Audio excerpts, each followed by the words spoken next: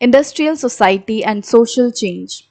So last video में हमने कुछ आइडियाज़ के बारे में डिस्कस किया जो कि फ्रेंच रेवोल्यूशन के बाद यूरोप में फैल रहे थे। हमने लिबरल्स के बारे में डिस्कस किया कि लिबरल्स कौन होते हैं, उनके क्या आइडियाज़ होते हैं। हमने रेडिकल्स के बारे में डिस्कस किया और फिर हमने कंजर्वेटिव्स के बारे में भी डिस्कस किया कि वो कौन लोग होते हैं, उनके क्या आइडियाज़ रहते हैं। अब इस सेक्शन में हम समझेंगे कि किस तरीके से यूरोप में इंडस्ट्रियलाइजेशन बढ़ रहा था। अब सोसाइटी में इंडस्ट्रीज निकल के आ रही थी और सोसाइटी में और किस तरीके से चेंजेस हो रहे थे, क्या क्या सोशल चेंजेस आ रहे थे। These political trends were signs of a new time। तो जिस तरीके से हमने लास्ट वीडियो में कुछ आइडियाज़ के बारे में डिस्कस किया, तो हम कह सकते हैं दे वर पॉलिटिकल आइडियाज़। अब ये जो चेंजेस आ रहे थे, ये जो पॉलिटिकल ट्रेंड्स निकल के आ रहे थे, ये एक तरीके से एक नए समय का साइन था। एक नया समय आने वाला है, इस चीज़ के ओर ये सारे चेंजेस, ये सारे पॉलिटिकल ट्रेंड्स जो हैं वो इशारा कर रहे थे। It was a time of profound social and economic changes. अब इस टाइम पे क्या हो रहा था, जैसे ही फ्रेंच रेवोल्यूशन खत्म हुआ उसके बाद अचानक से बहुत सारे जो है सोशल चेंजेस, इकोनॉमिक चेंजेस जो है वो पूरे यूरोप में आने लग गए। It was a time when new cities came up and new industrialized regions developed, railway expanded and industrial revolution occurred. अब ये वो टाइम था जब नई नई सिटीज जो है वो उभर कर आ रही थी। इंडस्ट्रियल जो रीजन्स हैं वो बन रहे थे, मतलब कुछ पर्टिकुलर सिटीज जहाँ पे इंडस्ट्रीज स्टैब्लिश हो रही थी, जो कि एक ऐसे एरिया की तरह निकल रही थी जहाँ पे बहुत सारी इंडस्ट्रीज एक साथ स्टैब्लिश्ड हैं और वहाँ पे लोग काम कर रहे हैं। तो इस तरीके से इंडस्ट्रियलाइज्ड रीजन्स जो हैं वो डेवलप हो रहे थे। रेलवेज एक्सपेंड हो रही थी इस टाइम पे यूरोप में, जो ट्रेन है वो उसका पूरा सिस्टम इस टाइम पे बढ़ रहा था और इंडस्ट्रियल रेवोल्यूशन जो है वो हो रहा था इस टाइम पे। अब बेसिकली हम इस टाइम पे जो बात कर रहे हैं वो 19th सेंचुरी की है कि 19th सेंचुरी से किस तरीके से बहुत सारे सोशल चेंजेस, इंडस्ट्रियल सोसाइटी जो है एक तरीके से उभरने लगी। So we are talking about 19th century. Industrialization brought man, women and children to factories. अब जब इंडस्ट्रियलाइजेशन हुआ, इंडस्ट्रियलाइजेशन का मतलब क्या है, एक तरीके से सब कुछ इंडस्ट्रीज में हो रहा है। अब बड़ी बड़ी इंडस्ट्रीज, बड़ी बड़ी फैक्ट्रीज आप समझ सकते हो, वो बन रही हैं, वो स्टैब्लिश हो रही हैं और लोग उसमें काम करने के लिए जा रहे हैं। तो जैसे ही यूरोप में इंडस्ट्रियलाइजेशन हुआ, बड़ी बड़ी मशीनें बनी तो काम करना आसान हो गया। तो जो बड़े बड़े बिजनेसमैन हैं वो क्या करने लगे, वो फैक्ट्रीज सेटअप करने लगे, बड़ी बड़ी इंडस्ट्रीज सेटअप करने लगे। अब जैसे ही ये इंडस्ट्रीज जो है वो सेटअप हुई, तो इंडस्ट्रीज सेटअप होने से ऐसा तो है नहीं कि काम अपने आप हो जाएगा। भले ही मशीनें आई हैं, पर उन मशीन्स में भी काम करने के लिए लोग चाहिए, उन मशीन्स को भी ऑपरेट करने के लिए हमें लोग चाहिए होंगे। तो जब इंडस्ट्रियलाइजेशन हुआ तो उसकी वजह से मेन, मतलब आदमी हो गए, औरतें हो गई, यहाँ तक कि बच्चे जो हैं वो भी फैक्ट्रीज में आ गए काम करने के लिए। अब सब तरीके के लोग, औरत हो, आदमी हो, बच्चे हो, सब लोग जो है फैक्ट्रीज में काम कर रहे थे। Work hours were often long and wages were poor. But अब इंडस्ट्रियलाइजेशन की वजह से जो भी लोग आए फैक्ट्रीज में काम करने के लिए, ऐसा नहीं था कि उनके लिए सिचुएशन बहुत ही अच्छी थी। उन्हें बहुत ही ज़्यादा घंटों तक काम करना पड़ता था, बहुत ही लंबे लंबे समय तक काम करना पड़ता था। और इतना ज़्यादा काम करने के बावजूद भी उनकी जो वेजेस थी वो बहुत ज़्यादा नहीं थी, मतलब उन्हें बहुत कम पैसे पे बहुत ज़्यादा देर तक काम कराया जाता था। Unemployment was common, particularly during times of low demand for industrial goods। अब इस टाइम पे भी अनएम्प्लॉयमेंट जो है वो कॉमन थी, मतलब ज़्यादातर लोग बेरोजगार रहते थे। बहुत ही कम ऐसे लोग होते थे जिनके पास काम रहता था, जिनके पास कोई जॉब या कुछ एम्प्लॉयमेंट रहती थी।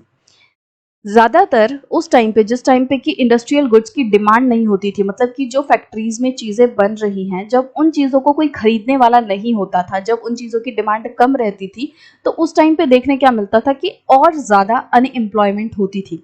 तो ये चीज़ कैसे कनेक्टेड है, अब फैक्ट्री में कोई सामान बिक रहा है, बन रहा है, अब वो बन किस लिए रहा है, ताकि उसे कोई खरीद सके।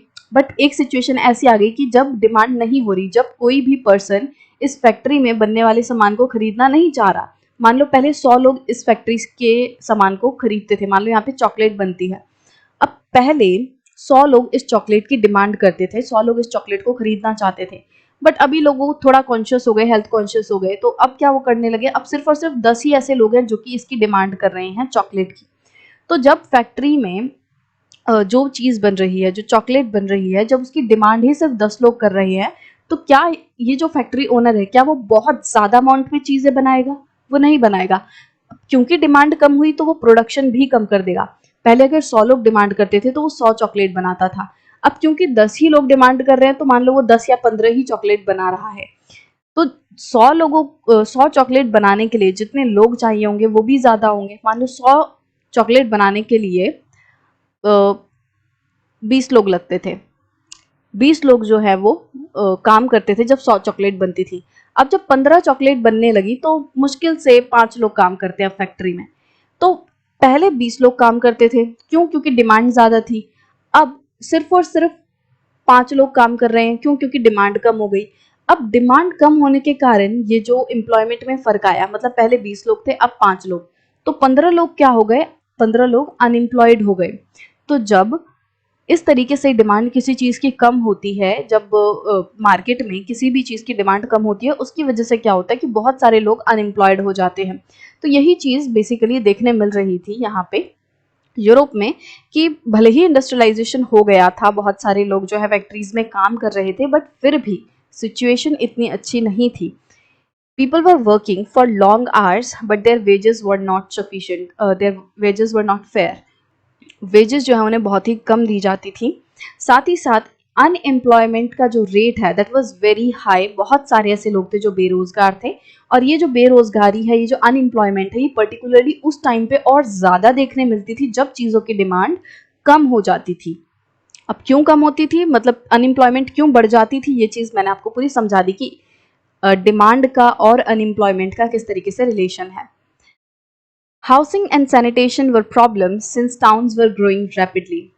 अब इस टाइम पे क्योंकि कुछ इंडस्ट्रियलाइजेशन जो है क्या हो रहा था कि ऐसा नहीं है कि हर जगह पे एक साथ इंडस्ट्रीज डेवलप करेंगी। कुछ ऐसे एरियाज होते हैं जहाँ पे इंडस्ट्रीज जो है डेवलप करती हैं, जहाँ पे एक तरीके से हब बन जाता है, एक जगह पे ही सारी फैक्ट्रीज वगैरह देखने मिलती हैं। नॉर्मली इसी तरीके से जो है सिटीज डेवलप करती हैं। अब हो क्या रहा था, मान लो एक एरिया है ये, यहाँ पे अचानक से बहुत सारी इंडस्ट्रीज डेवलप करने लगी। अब ये जो था एक गांव वाला इलाका था, तो अब गांव से लोग निकल निकल के कहाँ आएंगे? शहरों में आएंगे, ताकि उन्हें काम मिल सके, ताकि उन्हें अच्छा रोजगार मिल सके। तो वो इस उम्मीद में आएंगे कि उनकी लाइफ थोड़ी बेटर हो सके। बट अब हो क्या रहा था, क्योंकि एक साथ अब यहाँ पे भी एक गाँव है, यहाँ से भी लोग निकल के आ गए, यहाँ पे भी एक गाँव है, यहाँ से भी लोग निकल निकल के आ गए। तो हो क्या रहा था कि सिटीज में जो इंडस्ट्रियलाइज्ड रीजन्स हैं, वहां पे एक साथ बहुत सारे लोग जो है वो आ रहे थे। पॉपुलेशन जो है एक जगह पे बहुत ज्यादा बढ़ रही थी, और टाउन जो है वो एक साथ बहुत जल्दी डेवलप कर रहा था। अब वहां पे इंडस्ट्रीज हैं, वहां पे लोग रह रहे हैं काम करने के लिए। तो इस सब की वजह से क्या हो रहा था कि टाउन तो बहुत जल्दी ग्रो कर रहा था, मतलब ओवरऑल इकोनॉमिकली, मतलब पैसे के तौर पे हम कहें तो बहुत ज्यादा डेवलपमेंट हो रही थी। जो बड़े बड़े बिजनेसमैन हैं, जिनकी इंडस्ट्रीज हैं, वो बहुत पैसा कमा रहे थे। ऊपर ऊपर से देखने में लग रहा था कि इकोनॉमी अच्छा कर रही है। बट जो लोग अपने अपने घर छोड़ के अपने गांव से शहर में आए, उनको दिक्कत आ रही थी रहने की। ऐसा तो नहीं था कि शहरों में सबके लिए घर बने पड़े थे कि आओ और यहाँ पे रहो, ऐसा नहीं था। तो लोग जब यहाँ पे एक साथ आने लग गए तो सबको हाउसिंग की प्रॉब्लम आने लग गई कि भाई हम रहेंगे कहाँ, इतने सारे लोग हैं। तो सबको एक तो सबके पास पैसा नहीं है। बहुत सारे लोग ऐसे गरीब हैं, एक तरीके से उतनी इकोनॉमिकली वेल नहीं है कि वो एक बेटर घर खरीद सके। तो रहने की दिक्कत आ रही थी, ऊपर से पॉपुलेशन एक साथ बहुत ज्यादा हो गई, उस वजह से भी रहने की दिक्कत। सैनिटेशन की, मतलब साफ सफाई की दिक्कत आ रही थी। जब एक साथ इतने सारे लोग रहेंगे, इंडस्ट्रियल वेस्ट जनरेट हो रहा है, पॉल्यूशन हो रहा है, तो इस सब की वजह से लोगों को साफ सफाई की भी दिक्कत आ रही थी कि अब वो एक ऐसे माहौल में रह रहे थे जो कि बहुत ज्यादा साफ नहीं है। Liberals and radicals searched for solution to these issues. अब ये जो प्रॉब्लम्स आ रही थी हाउसिंग की, सैनिटेशन की, इन इश्यूज की सॉल्यूशन ढूंढने के लिए कोशिश कर रहे थे लिबरल्स एंड रेडिकल्स। अब ये हम डिटेल में पढ़ चुके हैं कि लिबरल्स कौन है, रेडिकल्स कौन है, right. Almost all industries were the property of individuals. अब इस टाइम पे क्या हो रहा था कि ज़्यादातर जो इंडस्ट्रीज़ हैं, जो प्रॉपर्टीज़ हैं, मतलब कि ज़मीनें हो गई, बिल्डिंग्स हो गई, फैक्ट्रीज हो गई, बिजनेसेस हो गए, ज़्यादातर वो इंडिविजुअल्स की प्रॉपर्टी थे। मतलब कि कोई पर्टिकुलर पर्सन या group of persons, group of people किसी चीज़ को ओन कर रहा है। इससे वो कहना क्या चाहते हैं कि कम्युनिटी की जो ओनरशिप है वो इस टाइम पे बहुत ज़्यादा नहीं थी, या गवर्नमेंट किसी चीज़ को बहुत ज़्यादा बड़े लेवल पे ओन नहीं कर रही थी। जैसे आज आप इंडिया में देखोगे बहुत सारी ऐसी कंपनीज हैं जो कि गवर्नमेंट चला रही है, जैसे रेलवे सेक्टर है तो रेलवे को गवर्नमेंट पूरी तरीके से कंट्रोल करती है। बहुत सारी ऐसी पब्लिक सेक्टर कंपनीज हैं जो गवर्नमेंट कंट्रोल कर रही है। तो हम कह सकते हैं कि आज के टाइम पे बहुत सारे ऐसे एरियाज हैं जिसमें गवर्नमेंट कंट्रोल करती है, जिसमें गवर्नमेंट ऑपरेट करती है। वहीं अगर हम इस टाइम की बात करें जिसकी इसमें बात की जा रही है यूरोप में इंडस्ट्रियलाइजेशन के टाइम पे, इस टाइम पे ज्यादातर चीजें जो हैं वो लोग ओन कर रहे थे, लोग हैंडल कर रहे थे। मतलब गवर्नमेंट या फिर एज अ कम्युनिटी पूरे लोग मिलके बहुत ही कम किसी चीज को ओन कर रहे थे, कोई बिजनेस चला रहे थे या किसी प्रॉपर्टी को मालिकाना हक रखते थे उस पर। तो एक तरीके से हम कह सकते हैं इस टाइम प्राइवेट प्रॉपर्टी जो है ज्यादातर देखने मिल रही थी। Liberals and radicals themselves were often property owners and employers. अब लास्ट वीडियो में हमने समझा था कि रेडिकल्स जो हैं they were very opposed of the private property, कि जो रेडिकल्स हैं वो ऐसा चाहते थे वो कि जो पावर है, जो प्रॉपर्टी है वो कुछ हाथों में कॉन्सेंट्रेटेड ना हो, बल्कि वो एक तरीके से सब में इक्वली बट जानी चाहिए। दे वर मोर ऑफ सोशलिस्ट, कि वो सोशलिज्म का ज़्यादा सपोर्ट कर रहे थे कि जितने भी रिसोर्सेज हैं वो सब में इक्वली बंटने चाहिए। इसी तरीके से लिबरल्स जो हैं वो भी वैसे तो इंडिविजुअल राइट्स वगैरह की बात करते थे, बट फिर भी इस टाइम पे देखने मिल रहा था कि बहुत सारे ऐसे लिबरल्स एंड रेडिकल्स थे जो कि खुद प्राइवेट प्रॉपर्टी को ओन कर रहे थे। सो इसमें मेनली देखने वाली बात ये है कि भले ही रेडिकल्स वगैरह जो हैं वो एक तरीके से प्राइवेट प्रॉपर्टी का अपोजिशन कर रहे थे, बट इस टाइम पे इंडस्ट्रियलाइजेशन के टाइम पे सिचुएशन ऐसी थी कि खुद लिबरल्स एंड रेडिकल्स जो हैं वो प्राइवेट प्रॉपर्टी ओन कर रहे थे, वो किसी प्रॉपर्टी के मालिक थे और साथ ही साथ वो एम्प्लॉयर्स थे, मतलब कि वो लोगों को काम दे रहे थे। तो हम कह सकते हैं कि उनके हाथ में पावर थी, वो फाइनेंशियली बहुत ज़्यादा स्ट्रांग हो रहे थे। Having made their wealth through trade or industrial ventures, they felt that such effort should be encouraged, that its benefit would be achieved if the workforce in the economy was healthy and citizens were educated. अब जब इस तरीके से लोग पैसा बनाने लग गए ट्रेड्स के थ्रू, इंडस्ट्रियल वेंचर्स के थ्रू, मतलब अब वो अपने बिजनेसेस से और अपनी ट्रेड के थ्रू, ट्रेड मतलब होता है किसी चीज को खरीदना और उसको वैसा का वैसा बेच देना, बट बिजनेस जो है वो एक ज्यादा बड़ा टर्म है। बिजनेस में बहुत सारी चीजें इंक्लूड हो जाती हैं, ट्रेड, डिस्ट्रीब्यूशन, प्रोडक्शन, मैन्युफैक्चरिंग, ये सारी चीजें बिजनेस के अंदर आती हैं। बट ट्रेड का मतलब होता है simply buying and selling something, उसमें आप कुछ चेंज नहीं कर रहे। तो क्या हो रहा था कि लोग अब बहुत ज्यादा पैसा कमा रहे थे इंडस्ट्रियलाइजेशन के टाइम में। लोग ट्रेड के थ्रू पैसा कमा रहे थे, इंडस्ट्रियल वेंचर्स के थ्रू, मतलब अपने बिजनेसेस वगैरह के थ्रू लोग अच्छा पैसा कमा रहे थे। अब उनको ऐसा लगा कि इस चीज को इनकरेज करना चाहिए, इस चीज को और बढ़ावा देना चाहिए, हमें और ज्यादा से ज्यादा लोगों को इनकरेज करना चाहिए कि वो बिजनेस खड़ा करें, वो इस तरीके से ट्रेड करें, right? So that it's benefit would be achieved if the workforce in the economy was healthy and citizens were educated. But इस चीज का फायदा तो हमें तब होगा, इस पूरे इंडस्ट्रियलाइजेशन का फायदा तब ज्यादा मिल सकता है जब सिटीजन्स जो हैं वो हेल्दी हो और एजुकेटेड हो। मतलब कि अगर कोई बिजनेस खड़ा भी कर दे तो उस बिजनेस को खड़ा करने के लिए हमें ऐसे लोग चाहिए होंगे जो कि उसको आगे बढ़ा सके। जैसे कितनी बड़ी कंपनी हो उसमें आपको फिर भी लोगों को तो हायर करना पड़ेगा, भले ही आप कम लोगों को हायर करो, मतलब कि कितना ही ज्यादा कैपिटलाइज्ड हो, कितनी ही ज्यादा आपने मशीनें बना ली हो, कितना ही ऑटोमेटिक काम हो, but still you will have to hire some people to operate those machines. तो अब जो लोगों को आप हायर करोगे वो तब तक अच्छा काम नहीं कर पाएंगे जब तक कि वो हेल्दी ना हो और एजुकेटेड ना हो। बिना नॉलेज के कोई पर्सन कैसे आपको हेल्प कर पाएगा, कैसे आपके बिजनेस को बड़ा करने में हेल्प करेगा? इसी तरीके से भले ही उसके पास नॉलेज है, वो बहुत ज्यादा अच्छे से किसी काम को करना जानता है, बट उस चीज का फायदा तो तब होगा जब वो उस काम को एक्चुअली करने लायक होगा, जब उसकी हेल्थ इस हालत में होगी, जब वो उतना हेल्दी होगा कि वो प्रॉपरली अपने काम को डिलीवर कर सके।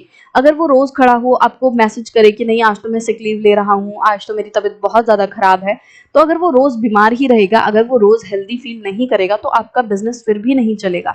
तो इसीलिए इस पूरे सिस्टम का फायदा तब होगा जब लोग जो हैं, जो इकोनॉमी में पीपल हैं, वो हेल्दी एंड एजुकेटेड होंगे। तो ये चीज जो है उस टाइम पे जो इंडस्ट्रियलिस्ट थे उनको समझ आ रही थी कि भाई हमें ज्यादा से ज्यादा लोगों को एनकरेज करना चाहिए कि वो इस चीज को अपनाएं, जो इंडस्ट्रियलाइजेशन हो रहा है उसमें और ज्यादा लोग आगे बढ़े, उसमें इन्वॉल्व हों, बट ये तभी होगा, फायदा इस चीज का तभी होगा, तभी इंडस्ट्रियलाइजेशन की मदद से इकोनॉमी बहुत बड़ी हो पाएगी जब जो लोग हैं वो हेल्दी हों और एजुकेटेड हों। तो जब हम ह्यूमन रिसोर्स की बात करते हैं ना, तो भी हम मेन इन दो ही चीजों की बात करते हैं कि किसी भी देश में अगर हम ह्यूमन को रिसोर्स बनाना चाहते हैं, अगर हम संसाधन के तौर पे उसे खड़ा करना चाहते हैं, तो उसके लिए सबसे ज्यादा जरूरी है कि उस देश के लोग हेल्दी हों और एजुकेटेड हों। ये दोनों ही चीजें बहुत ज्यादा जरूरी हैं। अगर कोई पर्सन हेल्दी होगा, उसके पास नॉलेज नहीं है, तो भी वो इकोनॉमी में कंट्रीब्यूट नहीं कर पाएगा। अगर वो एजुकेटेड है बट उसकी हालत अच्छी नहीं है, वो हेल्दी नहीं है, उसकी तबीयत खराब रहती है, तो भी वो इकोनॉमी में कंट्रीब्यूट नहीं कर पाएगा, रेदर ही और she will be a burden on the economy. तो इस चीज को जो लोग हैं वो समझ रहे थे, जो इंडस्ट्रियलिस्ट हैं वो समझ रहे थे, और इसीलिए वो एनकरेज कर रहे थे कि अच्छे हेल्दी और एजुकेटेड लोग होने चाहिए। Opposed to the privileges the old aristocracy had by birth, they firmly believed in the value of individual effort, labor and enterprise. अब ये जो बिजनेस क्लास उभर के आ रही थी, अब ये जो इंडस्ट्रियलिस्ट थे, जो पैसा कमा रहे थे, जो बड़े बड़े बिजनेसमैन बनते जा रहे थे, क्योंकि अब इनके पास पैसा आ गया था, तो they were in a better position to oppose the old system. तो जो एरिस्टोक्रेसी वगैरह था, मतलब कि जो राजा महाराजा वाला सिस्टम चल रहा था, अब लोग इस चीज को और अपोज कर रहे थे कि जो प्रिविलेजेस इन लोगों को मिल जाती हैं कि राजा का बेटा ही राजा बनेगा, उनके पास बहुत ज्यादा पैसा होगा, उनके पास खजाना रहेगा, वो अपनी मर्जी से कुछ भी कर सकते हैं, मतलब उन्हें बहुत सारे प्रिविलेजेस जो है वो बचपन से ही मिल जाते हैं। तो ये जो प्रिविलेजेस हैं, ये जो एडवांटेजेस हैं, इनका अपोज अब लोग करने लगे थे, और वो ऐसा मानते थे कि किसी को किसी के बर्थ के बेसिस पे कोई प्रिविलेज, कोई एडवांटेज नहीं मिलनी चाहिए। रादर जो भी उसको अगर कोई एडवांटेज मिलनी चाहिए तो वो उसके मेरिट के बेस पे मिलनी चाहिए, उसके इंडिविजुअल एफर्ट के बेस पे मिलनी चाहिए कि वो कितना काबिल है, वो कितना एफर्ट लगा रहा है, वो कितना लेबर दे रहा है, और कितना वो एक तरीके से इंटरप्रेन्योरियल स्किल्स रखता है, किस तरीके से वो बिजनेस बिल्ड कर रहा है। ये सारी चीज़ों पे डिपेंड करना चाहिए कि उसको कितना प्रिविलेज मिल रहा है, कितनी उसको रिस्पेक्ट मिल रही है। मतलब कि कोई पर्सन अगर किसी जगह पे जाके बैठा है, कोई पर्टिकुलर रिस्पेक्ट कमा रहा है, तो ऐसा नहीं होना चाहिए कि उसको वो रिस्पेक्ट उसके सिर्फ और सिर्फ किसी पर्टिकुलर फैमिली में पैदा होने की वजह से मिल रही है, बल्कि उसे वो रिस्पेक्ट, वो पावर इसलिए मिलनी चाहिए क्योंकि वो उसके काबिल है। तो इस चीज़ पे लोग जोर देने लग गए। If freedom of individuals was ensured, if the poor could labor and those with capital could operate without restraint, they believed that society would develop. तो अब ये जो बिजनेस क्लास है वो ये सोच रही थी कि अगर इंडिविजुअल्स को फ्रीडम दे दी जाए, अगर हम ये इंश्योर कर लें कि सभी इंडिविजुअल्स आज़ाद रहें, फ्री रहें, अगर पुअर जो लोग हैं, जो गरीब लोग हैं, वो अच्छे से लेबर कर सके, और जो वो मेहनत कर रहे हैं उनका उन्हें सही वेज मिले, and those with capital could operate without restraint. Capital मतलब एक तरीके से जिसके पास रिसोर्स है, जिसके पास पैसा है बिजनेस में लगाने के लिए, तो ऐसे लोग जिनके पास एक्चुअल में पैसा है, वो बिना किसी रिस्ट्रेंट के, रिस्ट्रेंट मतलब रोक लगा देना, बंदिशें लगा देना, तो अगर कोई पर्सन जिसके पास बिजनेस में लगाने के लिए पैसा है, वो फ्रीली उस पैसे को किसी भी बिजनेस में लगा सकता है, तो जो सोसाइटी है वो डेवलप करेगी। तो यहाँ पे तीन चीजों की बात की गई, सबका फ्रीडम होना चाहिए, हर एक जो इंडिविजुअल है वो फ्री होना चाहिए, इंडिपेंडेंट होना चाहिए। दूसरा, जो पुअर लोग हैं वो लेबर अपना फ्रीली कर सकें, वो चैन से मतलब मेहनत कर सकें, वो लेबर प्रोवाइड कर रही हैं, वो इस हालत में है कि वो जाके मजदूरी कर रहे हैं। तीसरा, जो लोग पैसा लगाने के लायक हैं, जिनके पास पैसा है, वो फ्रीली अपनी मर्जी से अपना पैसा कहीं पे लगा सकें। तो अगर ये तीन चीजें होंगी तो कोई भी जो इकोनॉमी है, कोई भी जो सोसाइटी है वो डेवलप कर सकती है, ऐसा ये लोग, ये बिजनेस जो मैन है वो सोच रहे थे।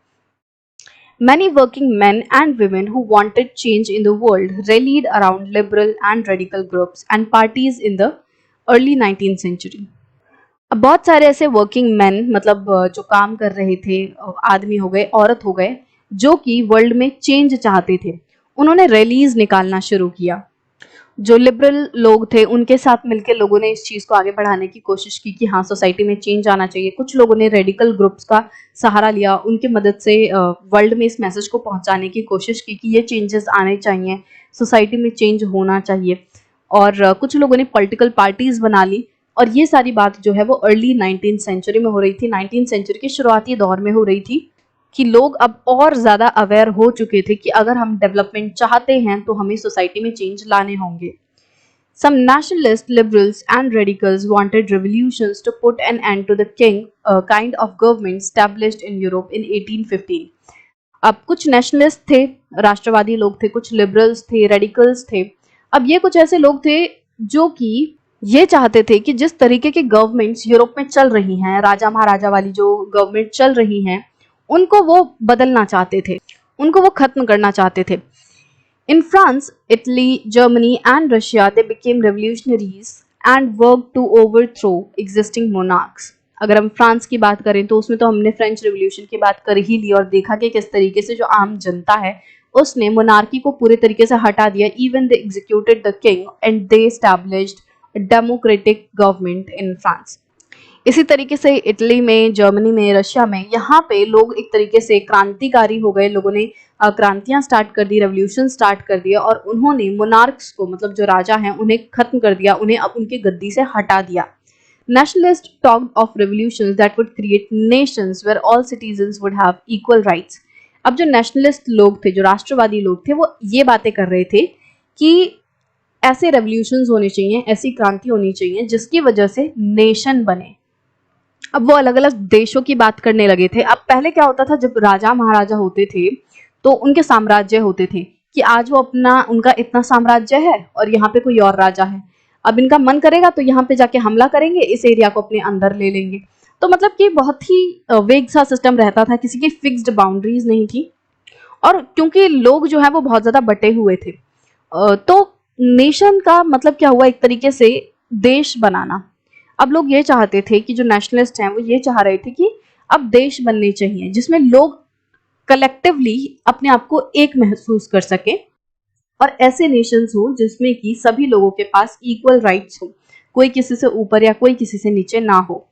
After 1815, Giuseppe Mazzini, an Italian nationalist, conspired with others to achieve this in Italy. अब 1815 के बाद गिउसेप्पे मज़ीनी जो हैं, जो कि एक इटालियन नेशनलिस्ट थे, उन्होंने एक तरीके से साजिश रची कि वो इस तरीके से नेशन जो है वो इटली में क्रिएट कर पाए, एक इटली को एक नेशन बना सकें और वहां पे जो ओल्ड सिस्टम चल रहा था गवर्नमेंट का उसको हटा सकें। Nationalist elsewhere including India read his writings, और बाकी दूसरे देशों में जो नेशनलिस्ट हुआ करते थे, इंडिया को मिला के, मतलब इंडिया में भी जो नेशनलिस्ट थे वो गिउसेप्पे मज़ीनी की राइटिंग्स को पढ़ते थे। मतलब जो वो लिखते थे, जिस तरीके से अपने विचार वो व्यक्त करते थे, तो उन चीज़ों को इंडिया में भी जो नेशनलिस्ट है वो पढ़ रहे थे एंड दूसरे देशों में भी जो नेशनलिस्ट है वो उन चीज़ों को पढ़ रहे थे। तो आप देखोगे कि हर स्टेप पे we are connecting the events, the situations with India, कि इंडिया पे किस तरीके से उस चीज़ का अफेक्ट हुआ। हमने पढ़ा था कि जब फ्रेंच रेवोल्यूशन हुआ तो उसके बाद वहाँ पे जो ideas of liberty, democratic rights, वो चीज़ें जो अलग अलग यूरोपियन नेशंस में फैल रही थी, वो चीज़ें इंडिया तक भी पहुंची। इसी तरीके से अब जब अलग अलग आइडियाज़ निकल के आए, लिबरलिज्म, रेडिकल और डेमोक्रेटिक राइट्स हो गया, डेमोक्रेट्स हो गया, कंजर्वेटिव्स, तो ये सारी चीज़ें वो इंडिया में भी लोगों को अफेक्ट कर रही थी। इंडिया में भी लोग डिस्कस कर रहे थे कि भाई ऐसे ऐसे आइडियाज़ चल रहे हैं, तुम किस फेवर में हो। और वहीं अगर हम नेशनलिज्म की बात करें तो वो भी इंडिया में फैल रहा था। जब गिउसेप्पे मज़ीनी जैसे नेशनलिस्ट जब कुछ लिखते थे तो इंडिया में लोग उसे पढ़ते थे। तो इस तरीके से ऐसा नहीं है कि कोई चीज़ बहुत ही ज़्यादा सेग्रीगेटेड है या बहुत ही ज़्यादा आइसोलेशन में कोई देश काम कर रहा है।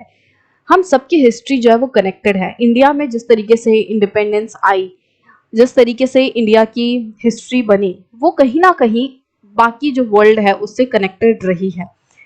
तो इसीलिए हमें ये सारी चीज़ें जो है वो पढ़नी ज़रूरी हैं कि किस तरीके से दूसरे देशों में इवेंट्स हुए, किस तरीके से बहुत जो सिग्निफिकेंट इवेंट्स हैं वो हमें पढ़ना ज़रूरी है, ताकि उनका जो इम्पैक्ट है वो इंडिया पे कैसे हुआ वो हम और बेटर तरीके से समझ पाएँ। अब हमने लास्ट वीडियो में अलग अलग आइडियाज़ की बात की थी, रेडिकल्स और कंजर्वेटिव्स, लिबरल्स, इनकी बात की थी। बट इस वीडियो में हमें एक और चीज़ सुनने मिली जो कि है नेशनलिस्ट की।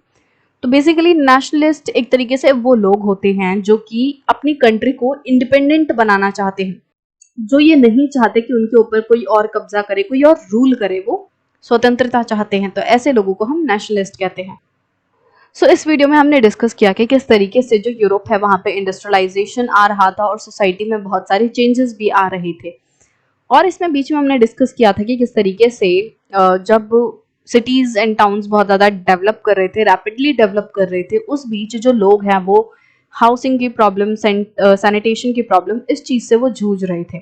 तो इस चीज़ को इस पेंटिंग में काफ़ी अच्छे से डिपिक्ट किया हुआ है कि किस तरीके से लोग जो हैं, आप देख सकते हो इतनी भीड़-भाड़ में रह रहे हैं। ये पूरी सिचुएशन बड़ी केओस वाली है और इसमें आप समझ सकते हो कि जो लोगों की सिचुएशन है उस टाइम पे कैसी रही होगी। So the London poor in the mid 19th century as seen by a contemporary. तो एक तरीके से इस पिक्चर में आपको दिखाया हुआ है कि लंदन में उस टाइम पे जो पुअर लोग थे उनकी क्या सिचुएशन थी। तो उस सीन को थोड़ा सा डिपिक्ट करके आपको समझाने की कोशिश की जा रही है कि क्या उस टाइम पे सिचुएशन थी।